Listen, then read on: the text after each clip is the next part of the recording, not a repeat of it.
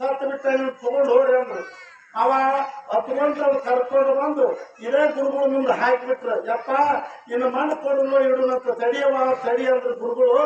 ಹ್ಯಾಂಗ ಹತ್ಕೊಂತ ಕುಂತಾಳಂದ್ರೆ ನನ್ನ ಮಗ ಇಲ್ಲ ಅಂತ ತಿಳ್ಕೊಂಡು ಅಗದಿ ಚಿಂತವಾಗಿ ಕುಂತಾಳಿ ಅವ್ರ ಪಾದಕ್ಕೆ ಹಾಕಿ ಅಮ್ಮ ನೋಡ್ತೇನೆ ತಡಿ ಅಂತ ತಿಳ್ಕೊಂಡು ತಮ್ಮ ಕೈಯನ್ನ ನೀರು ತಗೊಂಡು ಬಾಯ ಸಕ್ಕರೆ ಹಾಕಿ ಮುಟ್ಟಿದ್ರು. ಹುಡುಗಿ ಎದ್ದು ಕುಂತಿ ಮಗ ಬದುಕಿದ ಅವ್ರ ಭ್ರಷ್ಟ ಅದರಷ್ಟು ಎರಡೋದವ.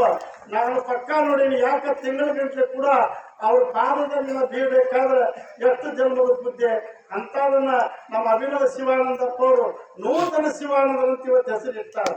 ಯಾಕಂದ್ರೆ ಅವರು ಶ್ರೇಷ್ಠವಾದ ಮಹಾತ್ಮರು. ಅಂತ ಮಹಾತ್ಮರು ನಮ್ಮನ್ನೆಲ್ಲ ಕಳಿಸಿ ಇಂಥ ದಾರಿ ಕೊಟ್ಟಾರ ಒಳ್ಳೆದಾರ ಏನಂತ ನಾವು ಯಾರು ನಿಲ್ಲಿಸಬೇಕಂದ್ರೆ ಸೋಮಕಪ್ಪ ಸದ್ಭಕ್ತರಿಗೆ ನಾನು ಇನ್ನೊಮ್ಮೆ ಋಣವಾಗಿ ಹೇಳ್ತೇನೆ. ಅವ್ರು ಮಾಡುವ ಜಪ ಎಂಥದ್ದು, ಕಟ್ಟಿಗೆ ಹೊಡುವುದಾಗಲಿ ಕಸ ಹೊಡುವುದಾಗಲಿ ಇಂಥ ಸತ್ಕಾರ ಮಾಡ್ಯಾರಲ್ಲ. ನನಗೆ ಈ ಸೋಮಕಪ್ಪ ಸದ್ಭಕ್ತರನ್ನು ನೋಡಿ ನನಗೆ ಭಾಳ ಸಂತೋಷ ಆಯಿತು.